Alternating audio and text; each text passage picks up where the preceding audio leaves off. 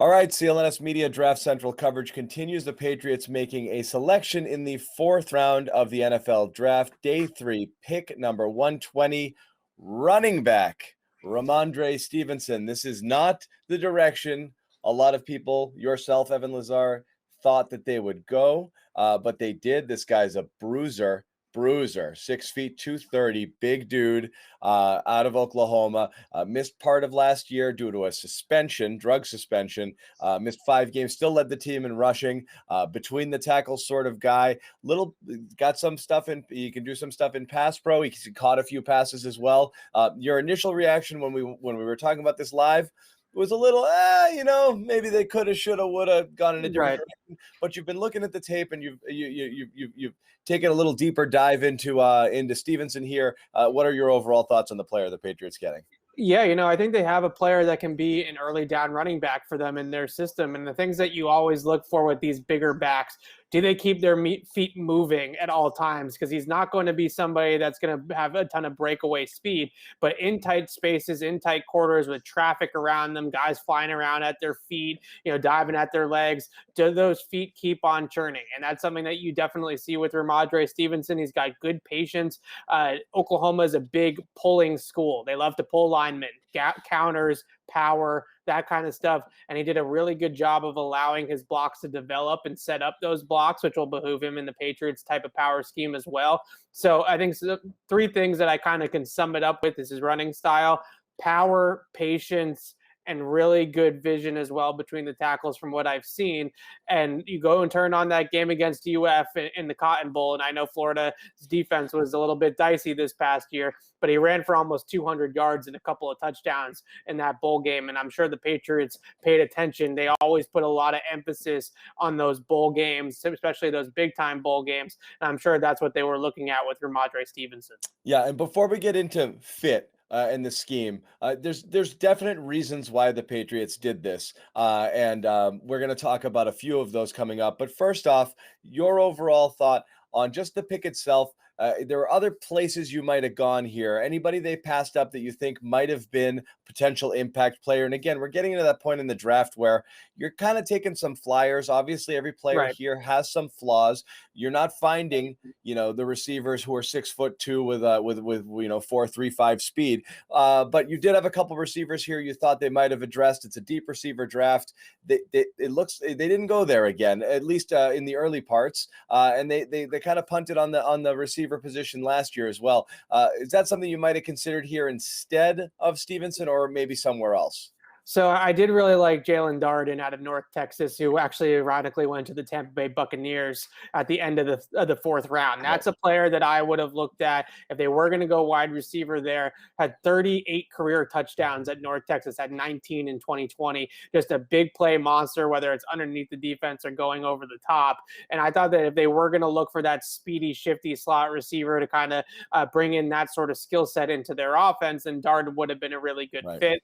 I also really like Tyree Gillespie, the safety from Missouri, that went a few picks later as well. So those guys were guys that I thought that maybe would be on the table at pick 120. But I think we're going to talk about sort of the long-term outlook of the running back room in a second. But there are some things, we talk about that 2-year window. What's this team going to look like in 2022? I don't know if Rhamondre Stevenson gets on the field in 2021 with Sony and Damian Harris already ahead of him on the depth chart. But if one of those guys gets hurt, I think he can certainly contribute. And then when we look down the road, I think this is a vision into what the Patriots have planned in that running back room. And so that's what it comes down to, is at this point, I think it's very clear that Damian Harris is definitely the bell cow here. Right. So that's going to be your early down back. You still have Sony Michel, who's here and likely to not have his year 5 option picked up, which again, this is why this pick makes sense here, because this really looks like kind of a Sony replacement. We talked about this when we went live. Patriots tend to kind of redshirt their running backs unless, of course, they're taken in the first round, like Sony Michel or like a Lawrence Maroney was before him. So it's very likely Stevenson doesn't make a move here. But you've still got James White. You still have, of course, J.J. Taylor. You have your fullback, Jakob Johnson, Brandon Bolden, all back in the mix. There's a lot of bodies in here. I don't expect we're going to see much out of Stevenson this year. I don't expect it either, unless there are injuries. I feel like, though, looking at the running back room moving forward, this spells that the end for Sony Michel in Yep. New England is near. And they're not going to pick up that fifth-year option. I'd be shocked if they do. It's over $5.5 million as it is to pick it up. So it's just not a really good contract anyways. And that decision has to be made on May 2nd, I believe. So that's coming up here shortly. You Yep. draft a running back in the 4th round. That is that power back, early down back mold. I don't want to put too much on Rhamondre Stevenson, but he does remind me of a little bit of a smaller version of LeGarrette Blount. Like, if you're a Patriots fan and you're looking for a player comparison of a guy that's been in New England in the past, LeGarrette Blount, smaller, a little bit smaller than LeGarrette Blount, but in that sort of mold of a patient power runner between the tackles that has a little bit of burst when he gets into the open field. He's not a home run hitter, but he can certainly build up some speed. And when he does build up some speed at 235, he's a tough guy to bring down at that top speed. So I think there's a little bit of LeGarrette Blount in his game. Sony Michel, that 5th-year option, a second contract beyond that. We're probably looking at the Patriots moving on. And as frustrating as it is that they didn't take a wide receiver, they didn't take a tackle or a corner, I do want to stress that the Patriots have reached on running backs in the past in the 1st round, or when they took Damian Harris in the 3rd round after they already took Sony the year before in the 1st. This is where you should be taking running backs in the NFL draft.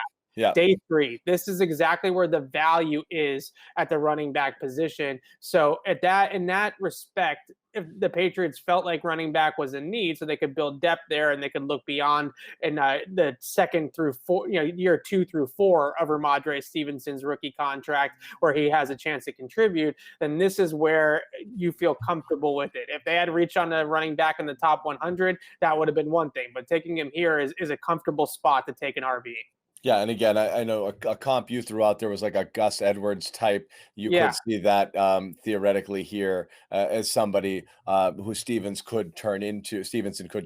And again, it looks really like this is spelling Sony situation. Another thing we talked about in the live broadcast was just Bill Belichick wanting to make sure he has multiple options in the running game. That was ran into an issue a couple of years ago where that wasn't the case. And you said, he never wants to go back there again. So always brings it up, that Cordero Patterson year where they had to play Cordero Patterson at running back. Yeah. And whenever we talk about building depth with Bill Belichick and press conferences and stuff like that, that's the example he always uses. We came into that season, we had 5 running backs on the roster make the 53 out of camp, and we still had to go to Cordero Patterson during the season because of injuries. It's a team that's also, twice in, fairly recent memory, not recent, but during the Belichick year had to use receivers as cornerbacks too. So you never want to be short somewhere. And it's obvious that Bill does not want to be short at this position. He wants to have multiple options in there.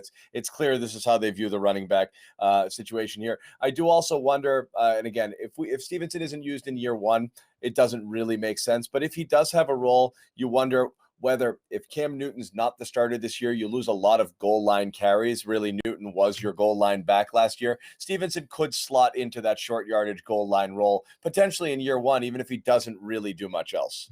Yeah, he could be an role player in terms of short yardage, goal line, 3rd and 1, 4th and 1 type of situations. He's a tough guy to tackle. And I mentioned that he keeps his feet moving, which is really good for those short yardage guys. That's one thing. Guys will stop their feet, and that's when they stop losing that momentum to move forward and push the pile. I see Stevenson as a guy that is very aware of the fact that he's got to keep those feet churning, keep those legs moving, and keep pushing piles and fall forward. So that's a benefit to it as well. And just he's not a zero in the passing game either. He had some pretty good stats in terms of receiving. I wouldn't call him a receiving threat, but he can definitely be a check down. If you want to run a first down screen and you have him in the backfield, I think he can do that too. And he was pretty good in blitz pickup and pass protection. And that's what he said that Ivan Fears, when he met with Ivan Fears via Zoom before the draft, they quizzed him on pass protection, and Stevenson apparently passed it with flying colors, learning the Patriots pass protection. And they love that. And then regurgitating it to Ivan Fears after the fact. They love that kind of stuff. So you don't see the field if you can't do that, that's a big deal, right? And that's a big reason why we've heard in the past guys like Damian Harris, Shane Vereen, why these guys have redshirted is because they have to learn those blitz pickup rules and pass protection rules, and that's a big reason why they aren't early year contributors. So maybe they feel like Stevenson can get on the field sooner than we think, and are trying to move on from Sony Michel sooner than we think. I would also mention quickly, I think this bodes well for JJ Taylor as that third down running back of the future. Maybe they feel like we didn't have to go with a Demetric Felton. We didn't have when to James go with is gone. We have JJ Taylor, and that's the guy that we feel comfortable with. Yep. Yeah. No, and that's possible. So here we are, 4 picks through 2 days. You've got 2 from Oklahoma, 2 from Alabama, 2 defense, 2 offense. Bill's gonna do what Bill's gonna do in these situations, and it looks like he found his universe, he found his colleges, and he found his guys. And the Patriots, again, we talked about this a bit before as well, definitely looks like they're filling some holes here on the roster, and so they've certainly done that with these first few picks. Obviously, with quarterback getting a little bit more in the pass rush, planning ahead for the future with a running back, presumably to replace Sony Michel and someone that they can use as kind of their between the tackles thumper going forward. So that's where we are. Obviously, much more draft coverage right here on our YouTube channel. You can check it out anytime. Patriots Press Pass here. Draft profiles on every single player the Patriots pick, and film analysis from Evan Lazar on CLNSmedia.com. Thanks for watching.